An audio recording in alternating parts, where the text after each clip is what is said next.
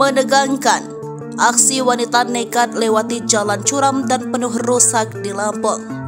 Lewati jalan menurun yang cukup curam dan penuh dengan lubang, aksi menegangkan seorang wanita di Lampung viral di TikTok.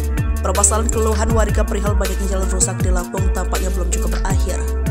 Kini viral video yang memperlihatkan aksi berbahaya seorang wanita saat melewati jalan penuh lubang dan curam di provinsi tersebut. Videonya viral di media sosial usai diunggah oleh akun TikTok @davita_batak_bizar21 Jumat 14 Juni 2023.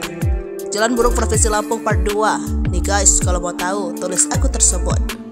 Dalam unggahan tersebut tampak seorang wanita tengah mengendarai motor metik sedang berusaha melewati jalan rusak. Parahnya, jalan tersebut merupakan jalan daerah perbukitan yang terbilang curam dan berbahaya. Jalanan tersebut juga dipenuhi dengan lubang-lubang besar serta retakan jalan yang membuatnya kian berbahaya.